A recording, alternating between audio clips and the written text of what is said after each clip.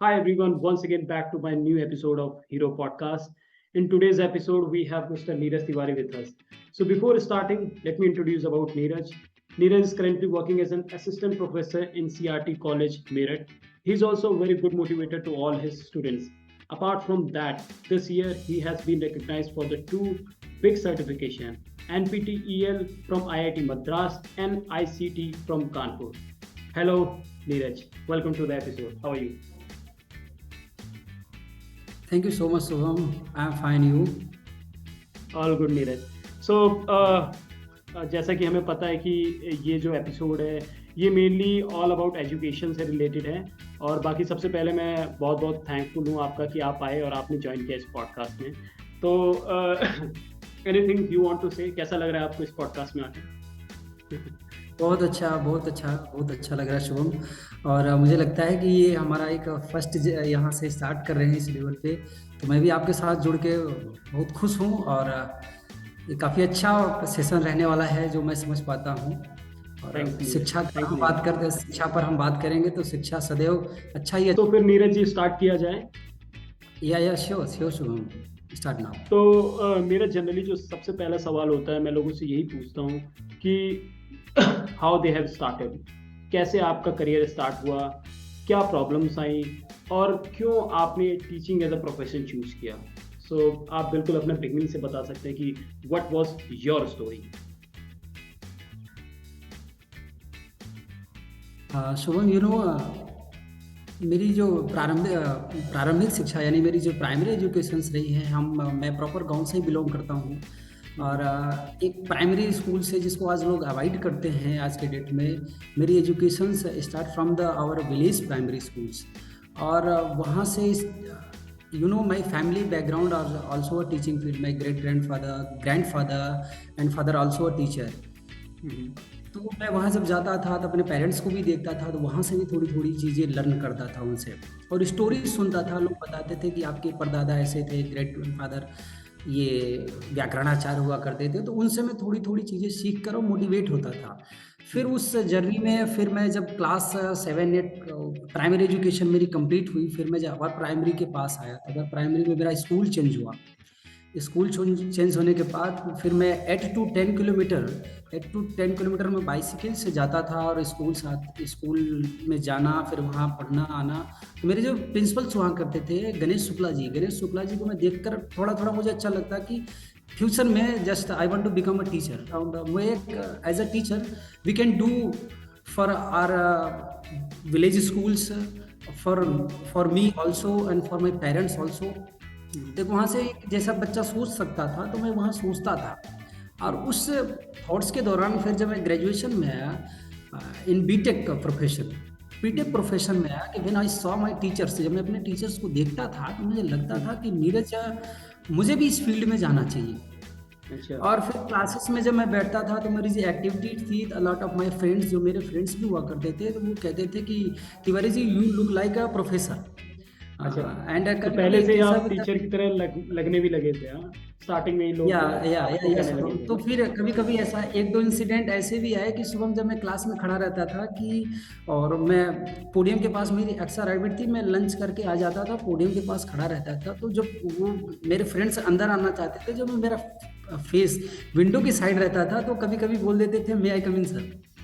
तो अच्छा चीज़ें थोड़ा-सा वो सोच के भी अंदर से लगता था कि फिर मन में जनरेट होता था कि नहीं, मुझे टीचिंग बनना है। तो मेरे एक टीचर हुआ करते थे उस टाइम पर, हेड ऑफ द डिपार्टमेंट, जी डॉक्टर संजीव कुमार।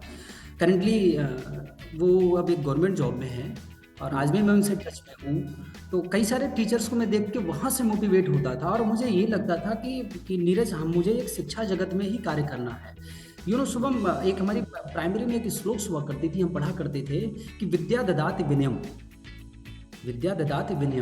विद्या जो है ना शुभम, वो सूझबूझ, विनय, इन सब चीज़ों को प्रदान करती है। तो मुझे भी ये लगता था कि मैं बीटेक तो कर रहा हूँ, लेकिन मुझे जो अपना फ्यूचर चूज करना है वो as a professor, assistant professor, then associate professor, then professor. So मुझे डे बाय डे ग्रो भी करना है अपने आप में। हम्म, तो वहाँ से चीज़ें स्टार्ट होती थी। मतलब अगर मैं देखूँ तो ये एक आप कह सकते हो जेनेटिक, क्योंकि मेरे ग्रेट ग्रैंडफादर भी काफ़ी अच्छे, उस बिल्कुल टाइम पर संस्कृत की विद्वता काफ़ी थी, तो काशी प्रयाग के बीच में। तो बहुत बड़े विद्वान हुआ करते थे पुनीत राजकरण त्रिपाठी जी। उसके बाद मेरे ग्रैंडफादर भी टीचर थे और मेरे फादर भी आज टीचर है। और मैं अपने ननिहाल में चलूँ तो मेरे नाना जी भी अध्यापक और नानी जी इस समय है नहीं, वो मतलब भी पूरा टीचिंग टीचर हुआ करते बैकग्राउंड ही टीचिंग लाइन का था, या तो या इसीलिए वो चीज़, वो हाँ एटीट्यूड ही आपका स्टार्टिंग से रह गया कि हाँ अब मतलब जो एक होता है एक बच्चों में बिल्डअप हो जाता है एक टीचिंग एटीट्यूड, तो आपका स्टार्टिंग से ही बिल्कुल बनता बिल्कुल जा रहा बिल्कुल था। हाँ, जी। फिर और आगे अब वहाँ ये से कैसा फिर जब चूज किया? हाँ। जी जी जी जी शुभम। तो वही सोच बनती थी और उसके बाद फिर मैं जब ग्रेजुएशन मेरा फाइनल होने को आया तो मुझे लगा कि मैं only on the behalf of BTech I can not do any things more in the engineering industry. मैं बीटेक के दम पे बहुत कुछ इंजीनियरिंग के टीचिंग फील्ड में नहीं कर सकता था। देन उसके बाद फिर मैंने गेट की कोचिंग करी, मेडिजी लिया, उसके बाद फिर मैं गेट क्वालिफाइड किया और उसके बाद फिर मैं धीरे धीरे टीचिंग फील्ड में ही फिर अब खुद को मोल्ड कर लिया। Recently I completed my MTech with one of the best research paper. भगवान की कृपा से काफ़ी अच्छा रहा चीज़ें और ठीक ठाक भी सारी चीज़ें आई। तो ये जो स्टार्टिंग फेज थे और फिर मुझे चूज करना था। अच्छा, चैलेंजेस भी काफ़ी आते थे, चैलेंजेस भी लेकिन एक काफ़ी चीज आते थे बताइए, जैसे कभी। सपोज जब आप ये चीज कर रहे थे तो स्टार्टिंग में कंपनीज भी बहुत आई होंगी फोर्थ ईयर में ड्यूरिंग द टाइम हाँ ऑफ कंपनीज प्लेसमेंट, आई थी एक। तो फिर क्या हाँ आप बैठे नहीं उसमें, या ऐसा पहले से ही दिमाग बना लिया था कि मैं नहीं नहीं बैठा जॉब था। नहीं करना? अच्छा। मैं मुझे जॉब नहीं करना था। अच्छा। अरे मुझे जॉब तब भी नहीं करनी थी, मुझे जॉब अभी भी नहीं करनी है। हम्म। कभी कभी ये लगता है कि नहीं चले, फिर मुझे लगता है कि मैं वहाँ जाने से अच्छा है कि जितना मैं वहाँ जीरो से स्टार्ट करूँगा, मैं अभी भी यहीं पर मेहनत करूँगा और डे बाई डे मैं ग्रो भी कर रहा हूँ सब चीज़ें। तो मेरा ये मैं यही है कि एक टीचर जो है वो एक पेशेंस हमारे पास बहुत जो ज़रूरी है। हम्म। बीइंग अ टीचर हमारे पास पेशेंस बहुत होना चाहिए। हम्म। और जब वो टीचिंग प्रोफेशंस में शुभम पेशेंस नहीं रहेगा तो फिर हम्म। हम कुछ नहीं कर सकते। बिल्कुल। तो मेरा जो पहले का पेशेंस था वो पेशेंस आज भी है। जो मैं अगर मैं सिर्फ क्लास फोर्थ फिफ्थ में सोचता था, जब मैं क्लास फोर्थ में था तब मेरे फादर जॉब पाए थे, तो उसमें हम गांव में हुआ करते थे, तो हमारा कच्चा मकान हुआ करता था। तो मेरे फादर रात को 9 बजे आए, बारिश बहुत हो रही थी उस टाइम पर, मुझे याद है। तो मुझे लगता था फिर अगर आप देखोगे कि what is your best inspiration day for your teaching career, तो मेरा वही रहा कि मुझे ऐसे पापा जी की तरह ही एक टीचर बनना है और अपने आप को काफ़ी इंक्रीज करके ले जाना है। तो मेरे फादर वहाँ तक टीचर रहे, मैं अपने आप को सोचता हूँ कि और ईश्वर की कृपा से और आगे ले जाऊँ और टीचिंग फील्ड में ही। बिल्कुल। नहीं, काफ़ी इंटरेस्टिंग स्टोरी आपने बताया नीरज जी, लाइक कि आपके फादर, आपके ग्रैंडफादर और जो आपका पूरा बैकग्राउंड था वही आपके लिए एक इंस्पिरेशन था, वही आपको चीज़ें हमेशा सोचने Yes. पे मजबूर करता था कि हाँ, और उसी के थ्रू एक एटीट्यूड बनता गया और जब आप फोर्थ ईयर में आए तो आपको फाइनल लगा कि नहीं, मुझे यही चीज़ करना चाहिए। तो बस मेरा इसमें एक सवाल है I mean during this journey, ठीक है, आपकी इस जर्नी में कोई एक ऐसा मोमेंट लगा या कोई ऐसा सबसे ज़्यादा स्ट्रगलिंग या हार्ड मोमेंट जो आपने फेस किया हो और उससे कैसे ओवरकम किया हो, मतलब जो आपका सबसे डाउन पॉइंट है, उससे जो आपका सबसे डाउन पॉइंट था और आपने उसे कैसे ओवरकम किया इस जर्नी में सो फार? ये या शुभम शुभम, जब मैं फर्स्ट जॉब पे आया तो बताऊँ, काफ़ी इंटरेस्टिंग स्टोरी है। जब मैं फर्स्ट जॉब पे आया तो मैं लेक्चर से स्टार्ट देना शुरू किया। मेरा इंटरव्यू हुआ, इंटरव्यू के बाद फिर मैं क्लासरूम में डेमो क्लास भी दिया, डेमो क्लासेस में। तो मेरा जो फर्स्ट जो लेक्चर में जो मिला वो एक हमारा यही एक कॉलेज था, उस कॉलेज में मुझे मिला और बेसिक इलेक्ट्रिकल इंजीनियरिंग मुझे पढ़ाने को मिला था। बेसिक इलेक्ट्रिकल इंजीनियरिंग पढ़ाने को मिला। जब मैं फर्स्ट क्लास में गया, फर्स्ट सेकेंड क्लास में, तो फर्स्ट चैप्टर ही डीसी सर्किट, उसका चैप्टर था डीसी सर्किट में। डीसी सर्किट के बारे में लेक्चर डिलीवर करता था। तो नंबर ऑफ स्टूडेंट देखो, एक क्लास में बहुत सारे स्टूडेंट हुआ करते थे। some belong from the ICSE board, some people belong to the CBSE board, some people belong the state board, like UP board and etc. तो जो मैं अपना लेक्चर डिलीवर करता था शुभम, वो इंग्लिश में ही डिलीवर किया करता था, हिंदी एंड इंग्लिश मिक्स। तो बहुत सारे टॉपिक ऐसे थे और एक ऐसा फेस उस टाइम पर आया कि 30% people of the class they went to the art director. Sir Tiwari sir का लेक्चर कम समझ में आ रहा, इस प्रकार से हो रहा है। तो फिर मुझे हेड ऑफ द डिपार्टमेंट में बुलवाया कि सर आपके बारे में ऐसे ऐसे ग्रीवेंसेस आई हैं। हमने कहा अच्छा। तो मुझे ये लगा कि मैं उस दिन बहुत परेशान हुआ और फिर मुझे ये लगा कि बच्चों के पास जाऊं, पूछूं क्या प्रॉब्लम है। फिर रात में आया, उस दिन मैं लेटा ऐसे ही, फिर अपने फ्रेंड से बात किया। तो फिर ऐसा लगता था कि अब मैं करूं क्या। तो स्टार्टिंग का दौर था, तो मुझे लगता था कहीं ये फील्ड मुझे छोड़ तो नहीं देना चाहिए। और बच्चों में बैठा, फिर मैं इंडिविजुअली बच्चों से पूछना चाहता था कि what is the problem, why you suffer, आप सफर क्यों कर रहे हैं मेरे साथ। आप मेरे से पर्सनली पूछो क्या समस्या आ रही है, either 1 time, 2 time, 3 time, 4 time, as you say I am ready to teach you, but must you gain something from me. आप मेरे से कुछ लो, कुछ समझो, और कुछ भी प्रॉब्लम्स आती है तो हम क्लास में डिस्कस। फिर वो क्या हुआ कि उसमें से 3-4 बच्चे को फिर ऐसा लगा, फिर मैंने उनको असाइनमेंट्स प्रोवाइड कराना शुरू किया, एक्स्ट्रा लेक्चर्स लेने शुरू किए। जो मेरे लैब के लेक्चर होते थे सुबह, मैंने उनको थ्योरी लेक्चर में कन्वर्ट किया। और नंबर ऑफ पीपल्स ये चाहते थे कि सर आप न्यूमेरिकल पार्ट्स कराओ, क्योंकि अगर मैं देखूँ तो न्यूमेरिकली मैं थोड़ा सा स्ट्रॉन्ग भी था। और थ्योरेटिकली चूंकि I also belong from the state board, तो हम सब थोड़ा सा इंग्लिश को फेस करते थे काफ़ी ज़्यादा, इंग्लिश को फेस करते थे। तो बच्चों का था, बट ये था कि फाइनल ईयर कंप्लीट डन होते होते और टीचिंग फील्ड में आते आते ठीक ठाक कम्युनिकेशन स्किल भी हो गई थी अपनी टीचर्स को। तो फिर वहाँ से बच्चों ने जब ये किया, उसके बाद शुभम एक मेरा बहुत प्यारा स्टूडेंट हुआ करता था। इवन टू स्टूडेंट थे, वो बहुत अच्छा। तो वो मेरे पास रात में आया, मैं हॉस्टल में रहता था, वो रात में आया कि सर आप लेक्चर्स में लेते हैं। हम कहा कि भाई ऐसी ऐसी बात है, मुझे समझ नहीं आ रहा। उस दौरान मैं रूम पे आके लेक्चर प्रिपेयर करता था कि मैं कैसे पढ़ूं। रात में भी मैं लेक्चर लेता था। एक मेरा बहुत अच्छा स्टूडेंट था, उदय कुमार, वो इसमें दिल्ली मेट्रो में है, प्रभु करे वो बहुत आगे जाए, इसी का स्टूडेंट था वो। वो कहता था कि सर आप बहुत अच्छा पढ़ाते हैं, सब चीज़ें हैं आप मैंने कहा कि उदय मुझे सारी क्लास को लेकर चलना है। तो सुबह मैंने बहुत स्ट्रगल करी 3-4 महीने। इवन दिवाली पर जब मैं गया तो मैं बताऊं काफ़ी प्रॉब्लम थी कि मेरी जॉब बचेगी या चली जाएगी, क्या होगा। तो लेकिन ये था कि दिवाली के बाद आके मैंने वही स्ट्रगल कंटिन्यू रखा सुबह। तो स्ट्रगल कंटिन्यू रखा, और वो मैं बताऊं कि मेरा देखो फर्स्ट जॉब थी, फर्स्ट सब्जेक्ट था, वो भी बीटेक फर्स्ट ईयर में मुझे लेक्चर मिला था डिपार्टमेंट से। उस फैकल्टी को ये सब्जेक्ट दिए जाते हैं जो सबसे एक्सपीरियंस फैकल्टी। मैं बिल्कुल फ्रेशर था और मुझे सब्जेक्ट मिला। और शुभम फाइनली टचवुड, और मैं ये देखूं तो 95% रिजल्ट उस सब्जेक्ट में आया था। इलेक्ट्रिकल इंजीनियरिंग में नंबर ऑफ स्टूडेंट, मतलब सारे स्टूडेंट लगभग पास थे एक्सपेक्ट 1 और 2। एक मतलब जिन बच्चों को रिजल्ट भी उनका खराब हुआ वो इलेक्ट्रिकल में पास थे।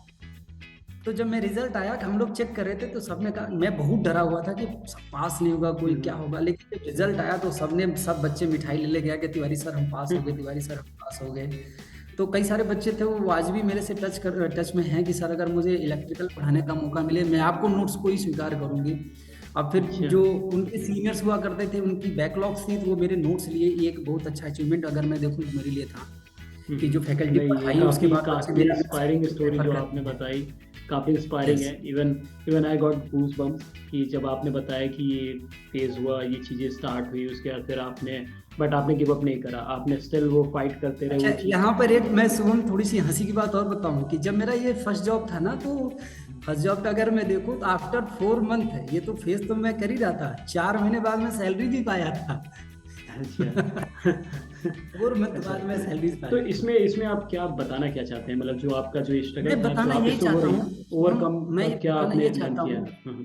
मैं ये बताना चाहता हूँ शुभम कि धैर्य यानी कि पेशेंस, जो टीचर के अंदर सबसे प्राइमरी स्किल्स होनी चाहिए, वो होनी चाहिए पेशेंस। एक हमारी छोटी सी मैं लाइन आपको बताऊं, तुलसीदास जी की है, धीरे धीरे, कबीरदास जी की है, धीरे धीरे रे बना धीरे सब कुछ हो, माली सींचे 100 घड़ा ऋतु आए फल हो। यानी कि धीरे धीरे हमें कोई भी कार्य शुभम बिल्कुल पेशेंस किया हो। और ये टीचिंग इंडस्ट्री में शुभम पेशेंस इतना ज्यादा होना चाहिए एक टीचर के अंदर, ताकि वो हर चीज को, कोई भी स्टूडेंट, एक क्लास में डिफरेंट टाइप के स्टूडेंट रहते हैं और एक डिपार्टमेंट में डिफरेंट टाइप की फैकल्टीज रहती है। हमें सबकी सुनना है और एक पेशेंस के साथ हमें अपने आप को गिव अप नहीं करना है, उस पेशेंस के साथ हमें keep battling, and keep going. That is the only the secret of moving Yes, forward. yes, So yes. that's really inspiring thing, and how you overcome from that. आपने give up नहीं करना. So that's wonderful thing that you have told us. So now next question पे move करते हैं. So it was like year of 2018, Neeraj, ठीक है. 2018 Yes. में जब मैं एक रिसर्च पढ़ रहा था, तो I also pass out that year, ठीक है. तो उसमें मुझे एक रिसर्च एसोसिएशन रिपोर्ट थी जिसमें लिखा था 92% people are underemployed in India.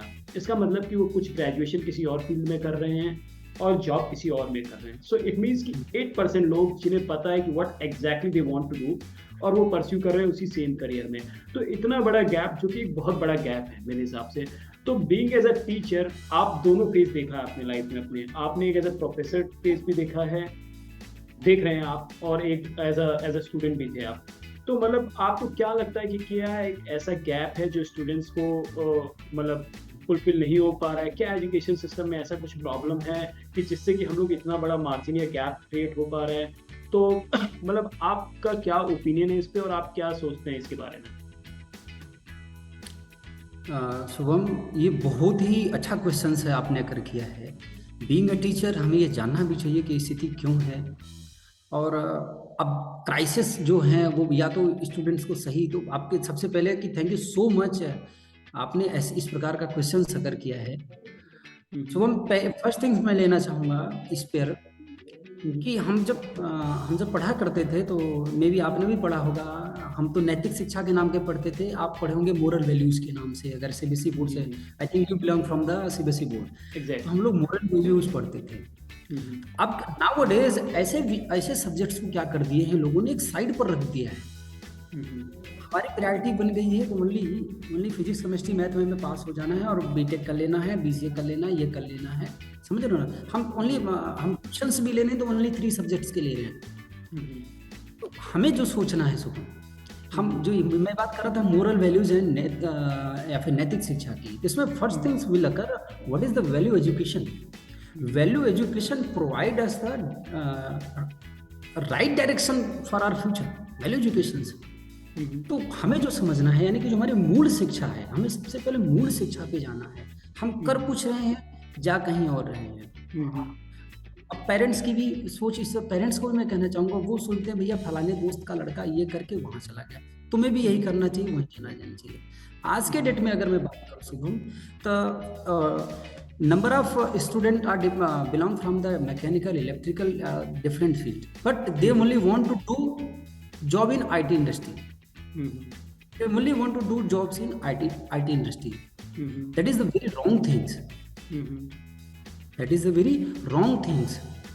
But ऐसा हो क्यों रहा है? मतलब क्या रीजन है इसके पीछे? मतलब क्यों लोग, मतलब आप भी स्टूडेंट्स को पढ़ाते हैं, आप भी देखते हैं डिफरेंट ब्रांचेस के हैं, तो क्या एक ऐसा रीजन है कि ये लोग सभी के सभी स्टूडेंट्स मूव करना चाहते हैं आईटी में? कुछ मतलब आईटी में they are getting some benefit, that is the reason, या जॉब्स नहीं है मैकेनिकल सिविल में, ये हमारे पास एक रीजन है? क्या आपको क्या लगता है इसमें? शुभम देखो, मैं देखूं तो अगर जॉब्स की कमी किसी भी फील्ड में है नहीं, जॉब्स की हम किसी भी फील्ड में नहीं. कुछ टाइम पहले आप देखा करते थे कि मैकेनिकल की सारी सीट्स फिल हुआ करती थी. आज के डेट में सीएस के सब आईटी इंडस्ट्री की तरफ भाग रहे हैं. तो हमें जो सोचना है, आज के जो स्टूडेंट का माइंडसेट है, या फिर उनको जो गाइड किया जा रहा है, बच्चों को ये गाइड किया जा रहा है कि आप तुरंत पैसा कमा लो. ये क्या रॉन्ग थिंग्स है. अब जो मैं यही बच्चों को क्लास में पढ़ाता हूँ या बताता हूँ कि आप अपने डिपार्टमेंट के लिए कुछ अच्छा कर सकते हो. अगर वो कर सकते हैं, आईटी वाले कर सकते हैं, तो why not you also can do. तो आप भी कर सकते हो. सबसे पहले हमें ये देखना है कि इस स्टूडेंट का डायरेक्शन कहाँ जा रहा है.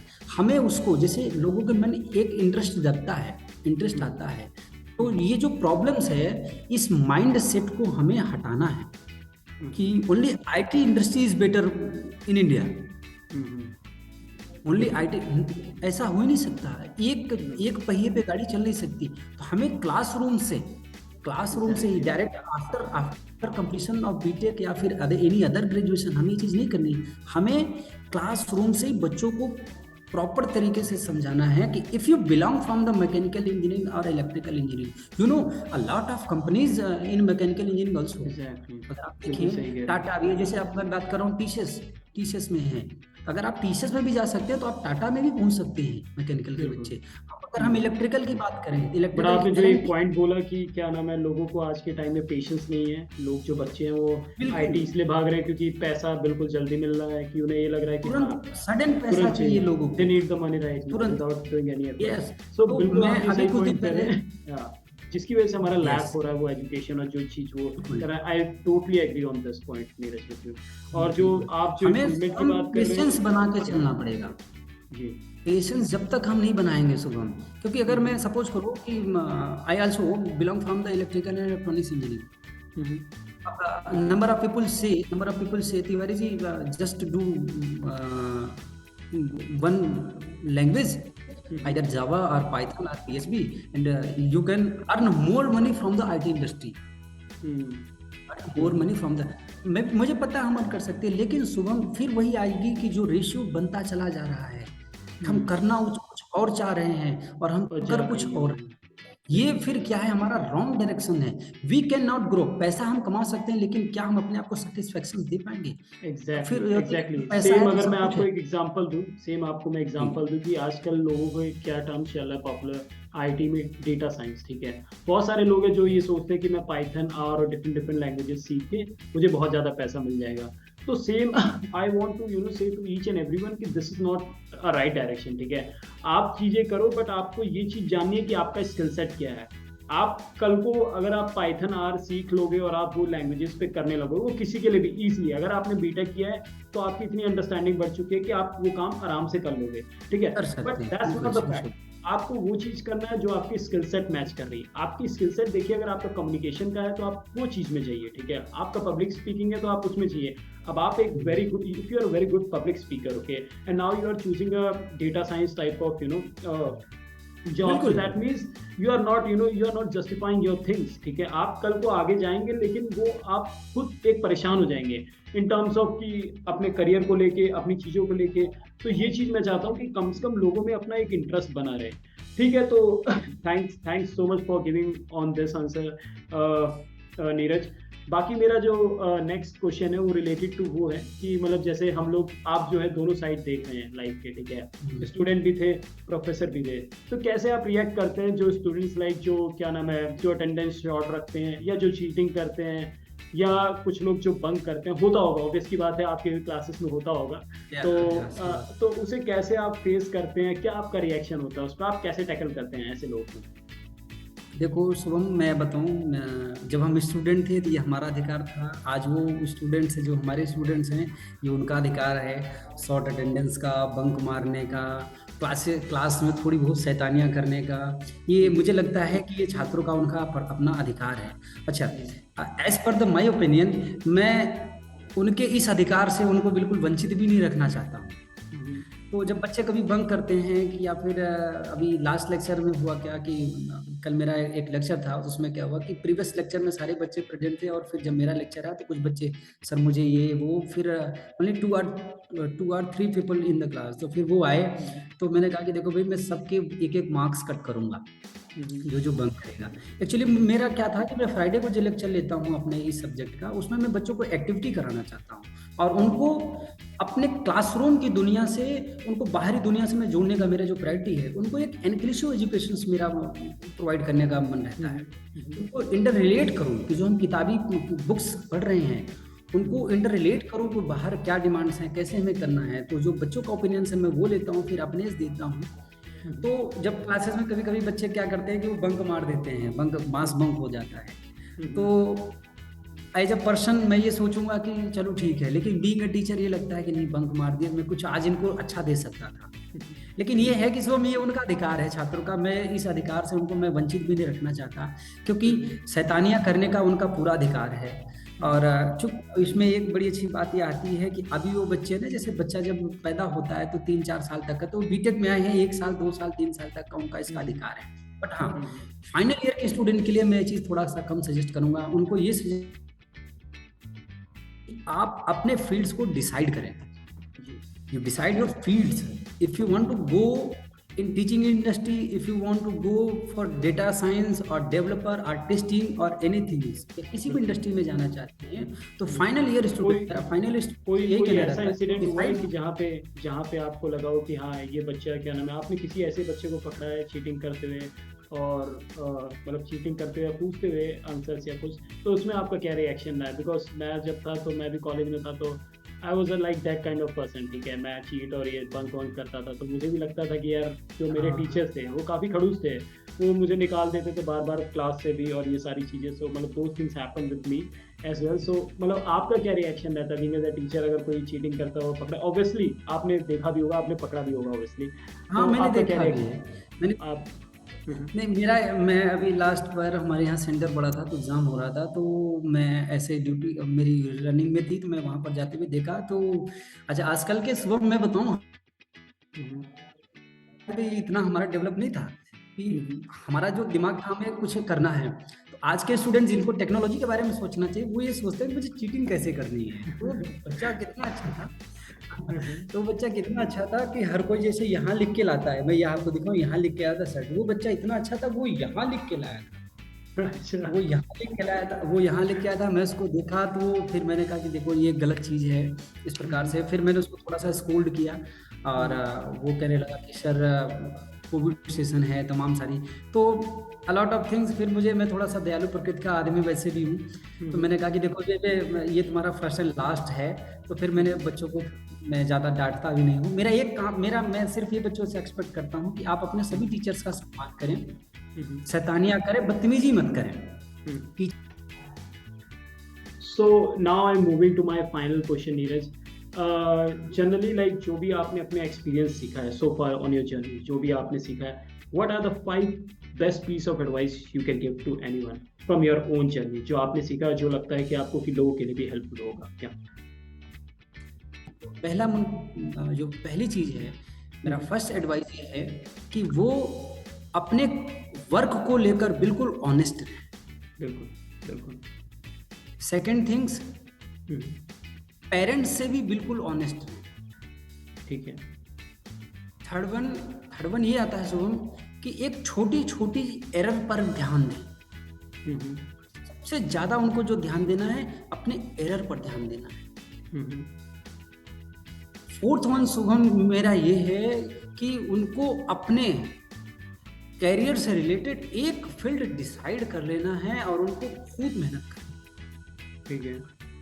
लास्ट वन ये है कि अपने इस जर्नी को वो एंजॉय करें, इस जर्नी को वो एंजॉय करें, प्रेशर लेके ना रहें और पेशेंस रख के एंजॉय करें कि मुझे ये करना है। हाँ, जैसे हम क्रिकेट खेलते हैं, क्रिकेट एंजॉय करते हैं, उसी प्रकार हमें इस स्टूडेंट्स लाइफ को भी एंजॉय करना है, एंजॉय के साथ साथ मस्ती करनी है। मैं एक चीज आपको इसमें ऐड करना चाहूंगा शुभम, एक मैंने बहुत अच्छा श्लोक है, क्षणशः कणश्चैव विद्यामर्थनम न चिंतयेत्, क्षण त्यागे कुतो विद्या कण त्यागे कुतो धनम। जो मैं आपको एक एक क्षण कह रहा था, क्षणशः कणश्चैव विद्यामर्थनम न चिंतयेत्, क्षण त्यागे कुतो विद्या कण त्यागे कुतो धनम। हमें एक एक चीज पर